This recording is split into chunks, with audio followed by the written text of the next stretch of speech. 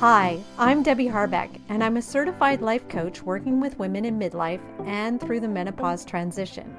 So each week, I'll be sharing the latest information, inspiration, and generate some momentum so you can move forward and feel more in control of your changing midlife body and your life.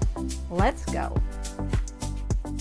Hi, and welcome to the podcast. And I'm really glad you're here because today we're getting real about self-care. And I know it's a term we hear a lot lately. Maybe we're getting tired of it a little bit. Self-care, what is it anyways? And I think for a lot of us, it just sort of brings to mind images of more massages and more spa days and treating ourselves to lots of special things. And in that way, when we think of self-care that way, it sounds very fluffy, very soft, and very self-indulgent. And I don't think it's bad necessarily, but I do think that is only a very small sliver of what self-care is, because the point of self-care isn't to make you softer. It's to reinforce you. It's to strengthen you. It's to energize you so that you can face all the tough stuff that life will continue to throw at you. So self-care, if it's effective, it requires some discipline.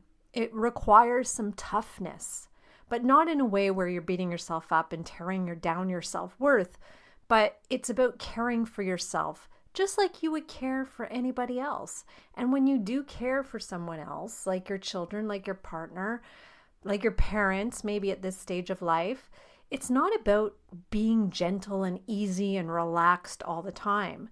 When you care for these people in your life that are important to you, you're doing things like having them eat their vegetables and taking them to the doctor or the dentist, taking them outside for some fresh air and ensuring they're getting exercise, and also being able to help them calm down when they're overwhelmed. For some reason, this caring for others feels necessary. We feel like we should be taking care of others, and I do think we should. But caring for ourselves, for some reason, seems optional.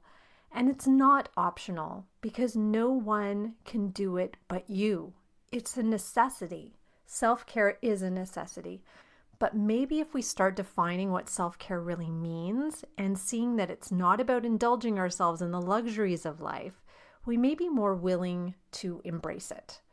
When we can define it as meeting our physical and emotional needs so that we're healthy and well, then maybe we can take it more seriously. Because if we as women don't take care of ourselves, families don't take care of themselves. It's a fact that even though as women we work full-time careers, we own homes, we have a growing number of seats at the table, we're still for the most part the main caretakers of others in our families. And this wasn't supposed to be the deal. I know we didn't want to gain all that ground for women at the expense of our health and well-being, but it is taking a toll. And you may not feel that toll until you hit midlife and your body and mind begin to crack. But I think if we can let go of a single word, we could really turn this around for ourselves. There's one word that holds so many of us back from taking care of ourselves, even at the most basic level. And that word is selfish. I really don't believe there's a greater insult you can give a woman than to call her selfish. Calling us selfish can knock us down and cause tons of negative emotion to rise up inside us. So just a warning to those around us who ever dare call us selfish, we will lash out. And yet selfish is just a word. But because we're so afraid of it, we do everything we can to show everyone how unselfish we actually are. We try to be in 5 places at once and say yes to all the things at the expense of our physical and mental health, at the expense of our fulfillment and our talents and our abilities. And I think we've got to let go of this word, or this fear of this word, selfish, and let go of the guilt of putting our health and well-being at the top of the list. We feel guilty because we think we're just going to the gym for ourselves. But taking care of us isn't just about us. But in actual fact, when you are fit, you have more energy to give your families and your work and your community. You also tend to be sick less often. So again, you gain time, you gain energy. And when you're feeling good, you also tend to make better choices, better food choices, not only for yourself, but for your whole household. And that leads to healthier families and healthier communities. And the thing is that we know this. In third world countries, there's a movement to invest in women. There's a reason. That's because it's a well-known fact that women are a key to healthier, more educated, and more prosperous societies. When women have money and education and health, everyone benefits. And we have to remember this. We have a responsibility to take care of ourselves, not in spite of others, but because of others who count on us. The time we take to do this is never at their expense, but it benefits them. So it's necessary. And it's deeper than just the soft and fluffy stuff. So I want to give you some strategies today for making self-care happen for you. And the first one is to embrace it as non-negotiable. So start by defining your own needs and making them not only a priority, but non-negotiable. That means setting aside dedicated time for activities that bring you not only health and fitness, but joy and fulfillment. And by the way, if you don't know what brings you joy, please stop even just listening to this and take a few moments to make a list of things that are joyful to you, because that is part of taking care of yourself, is to do these things. And remember, if you're taking care of, everyone you're connected with benefits. Now, the second strategy is fake it till you make it. So yes, you may be feeling guilty when you start out making your self-care non-negotiable. It may be tough to recognize that it's important and that you, in fact, are worth it. I get it, because I've been a working mom, especially when my kids were younger. It felt like there was no time to take care of me. But I know that was just in my head. And learning to show up to take care of yourself, it's a practice. Practice means doing it even when you don't feel like it. And it means faking it till you make it. So fake being that woman who's fit and strong and has her shit together, and keep doing it until you become that person. And there's a great TED Talk on this topic of faking it till you make it.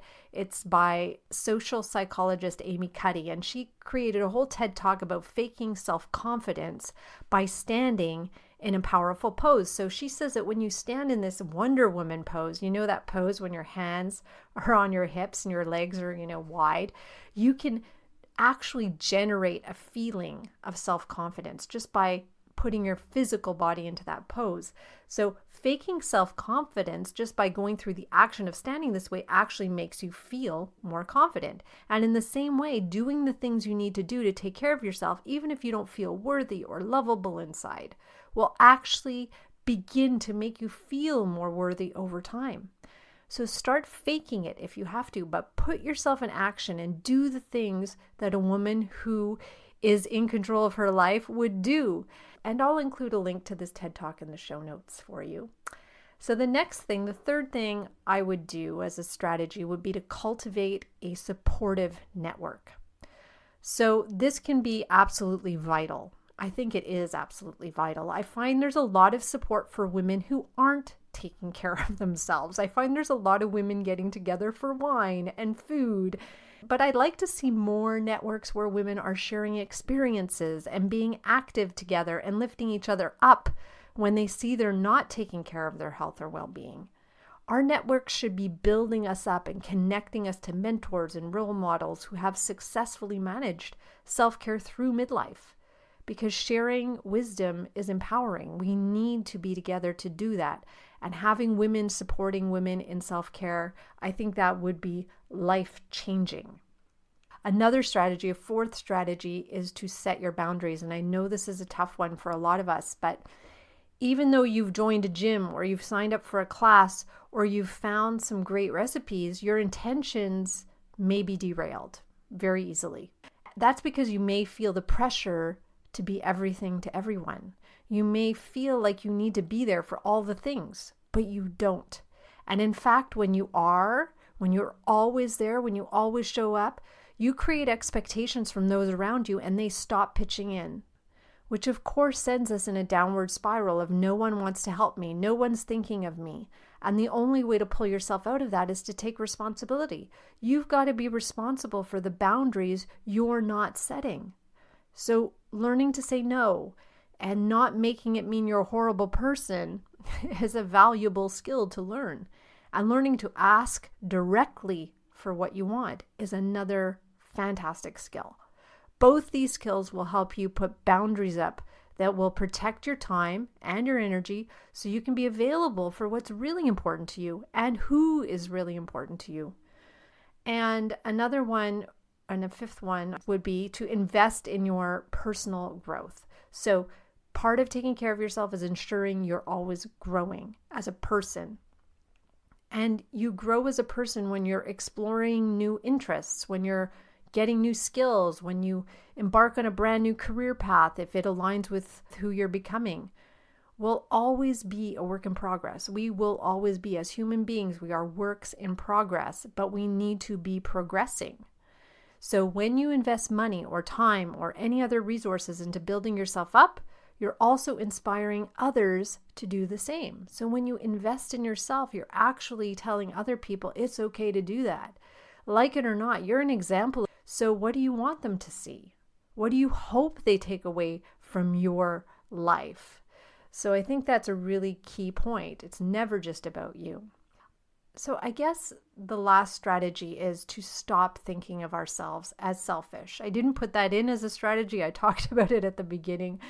But when you embrace your own self-care, you're showing the younger women around you how to do the same too, right? If we continue to sacrifice ourselves for others, you can be sure our daughters will sacrifice themselves for others all the time, to their own detriment. I'm not saying it's not a good thing to be giving and being generous and be helping out, but not at the expense of you and your health and who you are.